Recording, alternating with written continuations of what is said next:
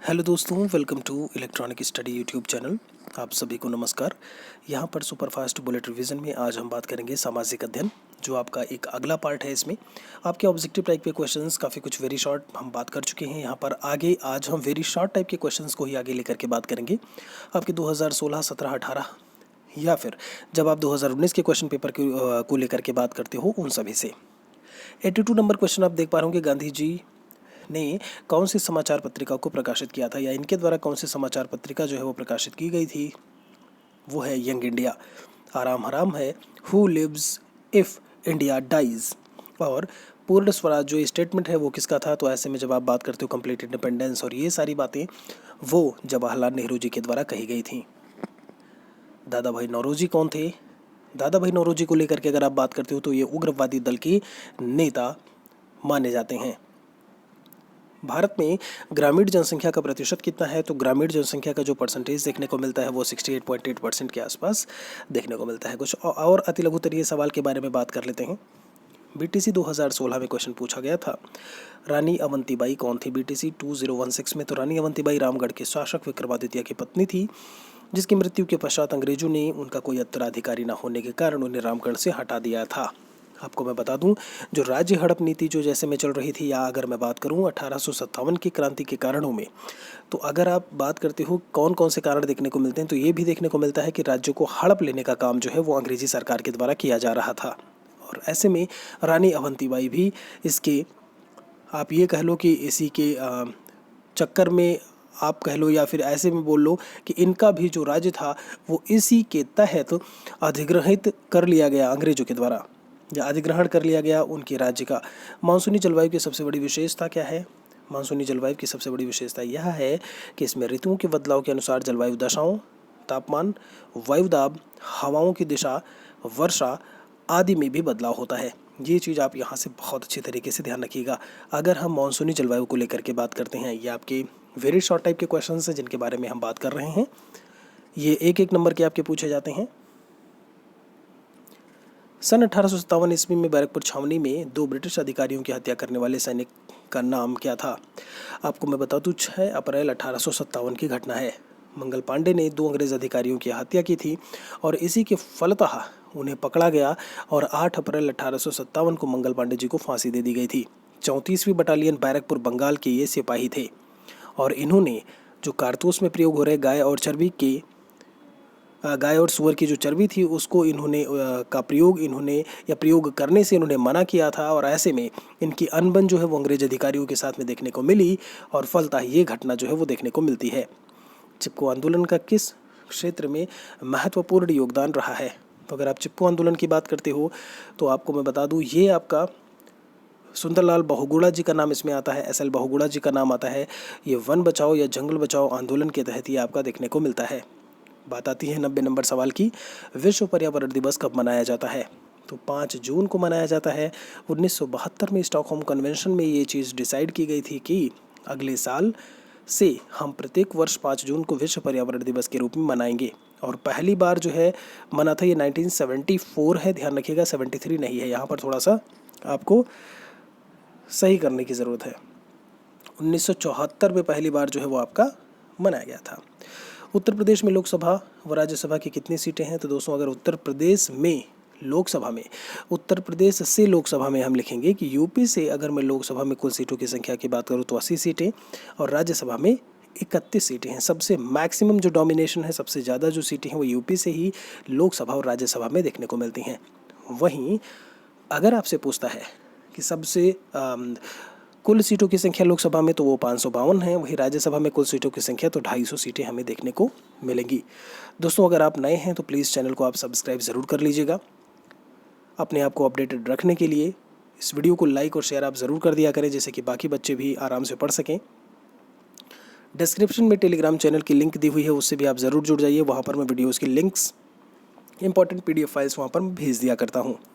उत्तर प्रदेश में मिट्टी का उपयोग किन कार्यों में होता है? तो मिट्टी का उपयोग बर्तन बनाने में, अलग अलग प्रकार की फसलों को बोने में प्रयोग में लेकर के आते हैं, सीमेंट बनाने में भी होता है और ईंट बनाने में भी प्रयोग में आता है। संसद के दोनों सदनों का सत्रावसान कौन करता है? सत्र का अवसान करना वो सत्र का अवसान करने का जो काम है वो प्रेसिडेंट के द्वारा किया जाता है। ये आपके वेरी शॉर्ट टाइप के क्वेश्चन से, आपको कुछ ज़्यादा करने की ज़रूरत नहीं है। आप सीधे सीधे आंसर लिख दीजिए, आपको 1 मार्क्स जो है वहाँ पर प्रोवाइड किए जाएंगे, दिए जाएंगे। पराबैंगनी किरणों से होने वाली दुखदायक बीमारियों के नाम बताइए जो अल्ट्रावायलेट रेडिएशंस से जो है देखने को मिलती हैं। तो त्वचा का कैंसर है और मोतियाबिंद है। स्किन कैंसर देखने को मिलेगा और मोतियाबिंद, ये 2 बीमारियां बड़ी हैं जो कि देखने को मिलती हैं अगर ओजोन परत बीच में ना आए और अगर अल्ट्रावायलेट रेडिएशंस हमारे अर्थ सरफेस तक पहुंच जाती हैं तो। आगे बात करते हैं इसमें प्राकृतिक आपदाएं कौन कौन सी होती हैं। बीटीसी 2018 का सवाल था, तो बाढ़ को ले लो आप, सूखा है इसमें, भूस्खलन है, भूकंप है, समुद्री तूफान है, लहरें हैं, चक्रवात है, ये सारे आपके नेचुरल डिजास्टर में काउंट होते हैं। एक और सवाल की तरफ बढ़ते हैं। उत्तर प्रदेश में प्रमुख 2 विद्युत जो परियोजनाएं हैं या जल विद्युत परियोजनाओं को अगर आप लेकर बात करो तो एक आपका बक्सर पावर प्रोजेक्ट और एक आपका ताप्ती पावर प्रोजेक्ट जो है वो यूपी में देखने को मिलेगा। आगे बढ़ते हैं एक और सवाल की तरफ। उत्तर प्रदेश के किस जिले में यूरेनियम पाया जाता है? अगर आप यूरेनियम के भंडार को लेकर के बात करते हो जो कि परमाणु संयंत्रों में इस्तेमाल होता है, तो 92 यूरेनियम 235, ये 92 जो है वो इसका एटॉमिक नंबर है यानी परमाणु क्रमांक है, और 235 की जब आप बात करते हो तो इसका परमाणु भार या द्रव्यमान संख्या है। तो उत्तर प्रदेश के ललितपुर जिले में, ललितपुर जिला आपको मध्य प्रदेश से सटा हुआ देखने को मिलेगा, ये चीज़ आप यहाँ से ध्यान रखिएगा। तो वो ललितपुर में आपको यूरेनियम क्या बताया मैंने, अब लिखते कैसे हो इसे, कुछ इस तरीके से लिखते हो 92 यूरेनियम 235, ठीक है, कुछ इस तरीके से आप इसे डिनोट करते हो। माल्थस का जनसंख्या सिद्धांत क्या है? अगर आप माल्थस को लेकर के बात करते हो तो जनाधिक्य से आशय देश में उपलब्ध खाद्य सामग्री की तुलना में जनसंख्या के अधिक होने से है। मैं आपको बता दूं, इन्होंने एक अरिथमेटिक प्रोग्रेशन और एक ज्योमेट्रिक प्रोग्रेशन, आपने समांतर श्रेणी और गुणोत्तर श्रेणी पढ़ी होगी, जिन किन्हीं ने भी मैथमेटिक्स पढ़ा होगा वो बहुत अच्छे से जानते होंगे। तो यहाँ पर इन्होंने कहा जो हमारी जनसंख्या है, ध्यान दीजिए, वो गुणोत्तर श्रेणी की तरीके से बढ़ रही है जब आप जियोमेट्रिक प्रोग्रेशन की बात करते हो, ठीक है, लेकिन हमारी जो खाद्य सामग्री है वो अरिथमेटिक प्रोग्रेशन की तरीके से बढ़ रही है, मतलब धीमे धीमे, मतलब माफ़ी चाहेंगे, हमारी जो खाद्य सामग्री है वो कम है और हमारे पास जनसंख्या ज़्यादा है। ओवरऑल माल्थस के जनसंख्या सिद्धांत का यही कहना था, यही बात यहाँ पर लिखी गई है, आप सीधे सीधे समझ सकते हैं। तो यहाँ पर मैं बताया भी दे रहा हूँ, जो एपी था, जो समांतर श्रेणी की तरीके से इन्होंने बताया जो हमारे पास में है, वो आप ले लो खाद्य सामग्री को, ठीक है, खाद्य सामग्री, और जब आप ज्योमेट्रिक प्रोग्रेशन की बात करते हो तो जनसंख्या, ठीक है, कि जनसंख्या तो हमारी बहुत तेज़ी से बढ़ रही है लेकिन खाद्य सामग्री जो है वो हमारे पास बहुत ही लिमिटेड है। ये चीज़ जो है बताई गई थी माल्थस के द्वारा। सविनय अवज्ञा आंदोलन के प्रमुख कार्यक्रम बताइए। 12 मार्च 1930 को नमक सत्याग्रह की शुरुआत हुई थी। 6 अप्रैल 1930 को जो है नमक कानून तोड़ा गया था। आपका केवल इतना ही लिख देना, आपको 1 मार्क्स यहाँ से दिलाएगा। भारत में सर्वाधिक साक्षरता वाला राज्य पूछा है तो केरल सीधे सीधे आंसर में लिख दिया गया है। एक और सवाल की तरफ चलते हैं। सुभाष चंद्र बोस का जन्म कब और कहाँ हुआ था, ये क्वेश्चन आपसे पूछा गया है। तो सुभाष चंद्र बोस जी का जो जन्म हुआ था वो 23 जनवरी 1897 ईस्वी को कटक उड़ीसा में हुआ था। ये चीज़ आप ध्यान रखिएगा, कहाँ पे, कटक, और कटक पड़ता है आपका उड़ीसा में। द्वितीय गोलमेज सम्मेलन कब हुआ था? 7 सितंबर 1931 को द्वितीय गोलमेज सम्मेलन हुआ था। गांधी जी ने इस सम्मेलन में भाग लिया था, ये भी आप यहाँ से ध्यान रखिएगा। आगे बढ़ते हैं एक और क्वेश्चन की तरफ। भारत का राजकीय चिन्ह जो अशोक स्तंभ है, यहाँ से जिसे सिंह स्तंभ कहते हैं, वो कहाँ से अनुकृत किया गया है, ठीक है, या कहाँ से लिया गया है, ये कह लो आप। बीटीसी 2017 का सवाल था। तो जो अशोक चिन्ह है वो भारत का राजकीय चिन्ह है और इसको सारनाथ से जो है लिया गया था। सारनाथ से अशोक की लाट से लिया गया था, आप ये भी लिख सकते हो। चक्रवात को और किन किन नामों से जाना जाता है? हरिकेन कह देते हैं हम जब आप बात करते हो अमेरिका वगैरह में। टाइफून है जापान में, विली विली आप बोल देते हो इसे, ठीक है, आप इसे टॉर्नेडो कह देते हो, आप इसे ट्विस्टर कह देते हो। ये सारे नाम जो है वो देखने को मिलते हैं जब आप चक्रवात के बारे में बात करते हो, या साइक्लोन आप इसे कह लो। भारतीय जलवायु को प्रभावित करने वाले कौन कौन से फैक्टर्स हैं? सबसे पहले इंडियन क्लाइमेट को अगर आप लेकर के बात करते हैं, स्थिति क्या है? उच्चावच होता है, रिलीफ स्ट्रक्चर्स बोलते हैं, जैसे रिलीफ स्ट्रक्चर्स का मतलब ये होता है, या उच्चावचीय संरचना का मतलब ये है कि हमें इसी पृथ्वी पर गहरे खड्ड देखने को मिलते हैं, हमें पठार, हमें मैदान देखने को मिलते हैं, हमें पर्वत देखने को मिलते हैं, हमें पहाड़ियाँ देखने को मिलती हैं, और ये सारी चीज़ें जो है वो उच्चावचीय संरचना के तहत ही काउंट होती हैं। उसके आगे है भूपृष्ठीय हवाएं, उत्परिवर्तन वायुधाराएं जो है, या केवल आप जेट स्ट्रीम्स को ले लो, ठीक है, वो भी हमारे भारतीय जलवायु को कहीं ना कहीं प्रभावित कर रही होती हैं। भारत के अंतर्गत कौन कौन से द्वीप समूह आते हैं? तो 2 द्वीप समूह हैं, एक तो अंडमान निकोबार द्वीप समूह है जो कि बंगाल की खाड़ी में पड़ता है, और दूसरा लक्षद्वीप द्वीप समूह है जो कि अरब सागर में पड़ता है। आप लोगों को मैं बता दूं, इसी निकोबार द्वीप समूह में जो ग्रेट निकोबार है वहाँ पर हमारे भारत का सबसे दक्षिणी बिंदु इंदिरा पॉइंट देखने को मिलता है। ये भी आप यहाँ से ध्यान में रखिएगा। अंतर्राष्ट्रीय न्यायालय की आधिकारिक मान्यता प्राप्त भाषाएं इनमें से कौन सी हैं? तो है फ्रांसीसी और अंग्रेजी जो है वो मुख्य भाषाएं देखने को मिलती हैं। पर्यावरण की एक परिभाषा लिखिए। पर्यावरण में लिखा है, यहाँ पर आप देख पा रहे होंगे कि पर्यावरण उन सभी बाहरी दशाओं और प्रभावों का योग है जो प्राणी या अवयवों के बीच में जीवन या विकास पर प्रभाव डाल रही होती हैं। या फिर परिधन आवरण, परि मतलब होता है चारों ओर, आवरण मतलब घेरा, मतलब चारों ओर का जो दोस्तों घेरा होता है उसे हम पर्यावरण कह देते हैं।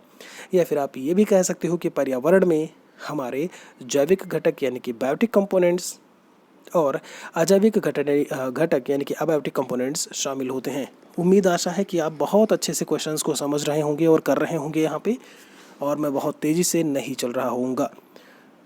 आगे बढ़ते हैं इसमें।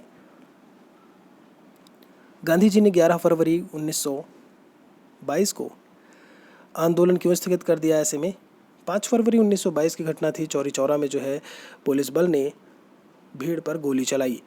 मैंने आपको बताया था ऑब्जेक्टिव वाले क्वेश्चंस में कि उस समय जो खाद्यान्न जो सामग्री थी उसमें वृद्धि हुई थी, और जब आप शराब को लेकर के बात करते हो तो उसमें भी, उसके दाम में भी वृद्धि की गई थी। इसका लोग विरोध कर रहे थे और ऐसे में पुलिस ने उन पर गोलियां चलाईं। कहते हैं कि उसके विरोध में जो भीड़ थी उन्होंने ये कह लो कि जितने वहाँ पर 22 पुलिसकर्मी थे उसमें उनको थाने में एक तरीके से कैद कर दिया या घेर लिया, और ऐसे में उनको वहाँ पर जिंदा जला दिया गया। ये चीज़ ध्यान रखिएगा। ये भी कहा जाता है कि जो लोग निकल के भाग रहे थे उनको भी पकड़ के फिर से उसमें जो है वो डाल दिया गया था। तो यहाँ पर ये चीज़ जो है देखने को मिलती है। इसी घटना को हम चौरी चौरा घटना के नाम से जानते हैं, जो कि 5 फरवरी 1922 को देखने को मिली थी, और इसी से व्यथित होकर के जो असहयोग आंदोलन 1920 में गांधी जी के द्वारा शुरू किया गया था वो बंद करना पड़ा इन्हें। ठीक है, तो वो डेट थी जब बंद करना पड़ा था, 11 फरवरी 1920 को इन्हें वो आंदोलन रोकना पड़ा। रिहंद बांध परियोजना जो है कहाँ पे है? तो सोनभद्र जिले में रिहंद नदी है, रेणुका नदी भी बोलते हैं, उस पर ये आपको स्थित देखने को मिलेगा। श्रीमनी बेसेंट कहाँ के मूल निवासी हैं? तो वो आयरलैंड के मूल निवासी देखने को मिलती हैं। जेट वायुधारा किसे कहते हैं? वायुमंडल में बहने वाली तेज़ हवा जो कि पश्चिम से पूर्व की ओर बहती है उसे हम जेट वायुधारा के नाम से जानते हैं। बहादुर शाह जफ़र कौन था? तो अंतिम मुगल सम्राट और दिल्ली के जो शासक थे बहादुर शाह जफ़र ही थे। 1857 के आसपास की बात है। 1857 ईस्वी की क्रांति कहाँ से शुरू हुई थी? तो ये 10 मई 1857 ईस्वी को मेरठ से शुरू हुई थी। मेरठ छावनी की आप बात कर लो, वहाँ से इसकी शुरुआत जो है वो देखने को मिली थी। 1857 ईस्वी के स्वाधीनता संग्राम के 4 प्रमुख नेताओं के नाम लिखिए। मंगल पांडे जी का नाम आता है, अवंतीबाई का नाम लिख लीजिए आप, कुंवर सिंह का नाम लिख लीजिए, नाना साहब का लिख लीजिए, बहादुर शाह जफ़र, तात्या टोपी हैं आपके, मौलवी अहमदुल्लाह शाह का नाम लिख लीजिए आप। ठीक है जी, बहुत सारे नाम आपको देखने को मिलेंगे जो कि प्रथम स्वाधीनता संग्राम 1857 से रिलेट करते हैं। तो दोस्तों फिलहाल के इस वीडियो में इतना ही। हम आपसे जल्दी ही एक और बुलेट रिवीजन के वीडियो में मिलेंगे। आप इस वीडियो को शेयर ज़रूर कर दीजिएगा। मिलते हैं जल्दी ही। Thanks for watching.